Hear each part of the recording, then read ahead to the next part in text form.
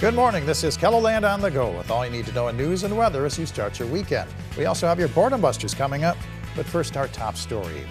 Fire crews have gotten a handle on wildfires burning in both eastern and western South Dakota.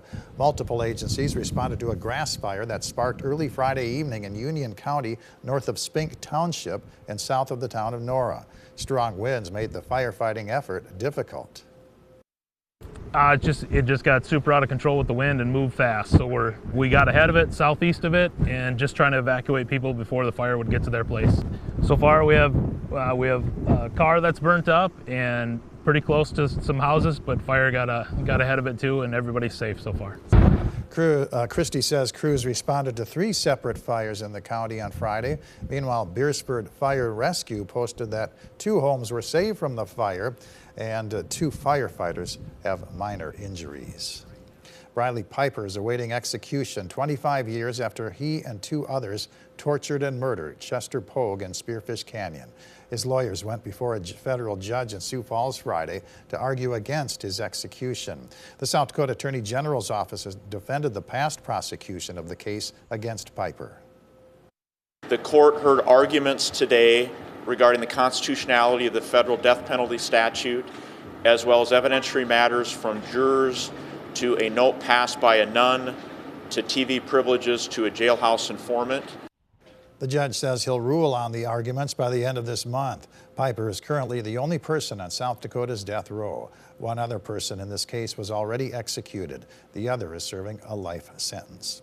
A Nebraska doctor was found guilty this week of manslaughter involving the death of a young woman from Sioux Falls. In September of 2023, 22-year-old Anna Bosma and her boyfriend were driving in Omaha when another car crashed into them. One of her childhood friends attended the trial where they stated that the car that killed Anna was going more than 100 miles an hour. She says Anna was the type of person to spread light wherever she went. That was the joy. Like, she would walk in a room. We were talking about so many stories the last 2 weeks with her family being there and stuff, and like, she was the prankster and the joy. The sentencing hearing for Mark Carlson is set for May 22nd in Douglas County, Nebraska. Pope Francis is resting after a setback Friday in his 2-week recovery from double pneumonia. The Vatican said doctors had to put him on non-invasive mechanical ventilation following a coughing fit in which he inhaled vomit. His prognosis remains guarded, meaning he is not out of danger. A college student from Sioux Falls says she was surprised by the Pope's frail appearance when she saw him in person at the Vatican last month. Katie Jensen got within feet of the Pope during his papal audience held inside of a church on February 5th. I think he's the first Pope in Vatican history to actually update on the health, because there was so much misinformation being spread. So I think that was amazing for him to do, so that we actually know how he's doing. But it is definitely a scary time for sure. The Pope ended up in the hospital just days after Jensen took these pictures of him. Jensen is a sophomore at Loyola University in Chicago, studying political science and philosophy. Let's take our first look at the forecast now with meteorologist Jalen Borenson in the Storm Center. Good morning, Jalen. Good morning, Perry, and good morning, KELOLAND. It is a much less windy day out there already, a great sign for the start of meteorological spring today. Winds are staying mainly from the north right now, but those will shift to the south going on later into the day, mainly from 10 miles per hour here in eastern KELOLAND, along with staying on the calmer side in western South Dakota. Those lighter winds will continue today, with highs staying seasonable here in East River, 36 Sioux Falls, along with Huron, 34 Aberdeen, 44 in Pierre, and 55 out towards Rapid City. They're already getting some of that warmer air for today, and hang into the overnight hours. Clouds will begin to move out. 22 with mostly clear skies in the Sioux Falls area, 21 in Aberdeen, 27 in Pierre, slightly warmer out towards Rapid City at 29 degrees. Now, as we head into tomorrow, a big rebound in temperatures. Those winds pick up from the south at around 10 to 20 miles per hour. We'll see highs in the 50s here in the Sioux Falls area, along with Aberdeen, 59 in Pierre, and even reaching the 60s out in western South Dakota. We'll take a look at how long we stay dry for coming up in the 7-day forecast. All right, thank you very much, Jalen. A street sign change in downtown Sioux Falls might not show up on your GPS app, but it will direct people to our KELOLAND Pass. On Friday, the City Street Department renamed this portion of 13th Street Captain 11 Lane. It's in honor of KELOLAND Media Group celebrating the Captain 11 show's 70th anniversary this year. I think it's a great tribute to Captain 11, on his 70th anniversary of the first show back in March 7th of 1955, to have this lane, Captain 11 lane, come up and just to recognize his contributions to the community of all of KELOLAND.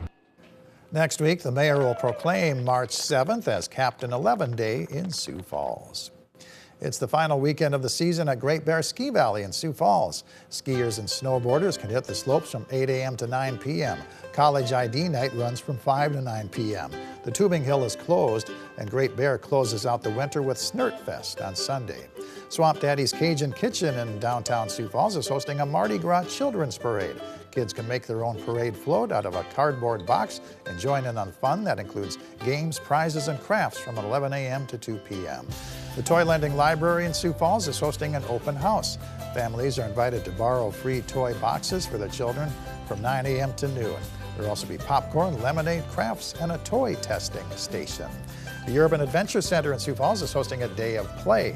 Activities include a game room, wall climbing, and STEM activities from 10 a.m. to 1 p.m. The cost is $10. You can connect with local growers of fruits, vegetables, and flowers during a farmer meet and greet. It's taking place from 1 to 4 p.m. at Siouxland Prairie West Library in Sioux Falls and includes farmer bingo and giveaways. Admission is free. Jalen? We'll continue to warm as we head into today, staying a little more on the seasonable side though across KELOLAND. 36 for a high in Sioux Falls today, and we'll warm as we head into western South Dakota due to southerly winds moving in. As we have a ridge to our west, 44 in Pierre, 55 in Rapid City with little cloud cover as a high pressure system moves into our area. Taking a look at the Sioux Falls 7-day forecast, we warm up quickly for tomorrow as breezy southerly winds move in for the week. And as we go into the rest of the week, we have a rain chance pop up in the forecast there for Tuesday, 49 degrees. And as we head to Wednesday, frozen precipitation is possible going into the morning hours. Otherwise, we dry out for the rest of the day with another chance for Friday, but very slim as of right now. We'll keep an eye on it. In the Aberdeen area, more sunshine for Sunday, 52, 56 for Monday, but then we have a big cool down into Tuesday. Once again, with that low moving up, a chance for rain, and then frozen mix as we head into Wednesday morning. Otherwise, we continue to stay in the 40s. For the Pierre area, even warmer, more sunshine in store for Sunday, 59, 58 for Monday with a few more clouds moving in. By Tuesday, we're at 43 degrees. Breezy winds also moving in with that low. By Wednesday, that low moves out, and that will keep us dry heading into the end of the week. Well above average temperatures though continuing as we head to the Rapid City area. 60s for Sunday, 55 Monday, and then it's a little bit of a cool down from there, really dropping into the upper 30s for Tuesday with some rain chances as well as snow chances going into Wednesday morning. But otherwise we stay into the 40s with dry skies.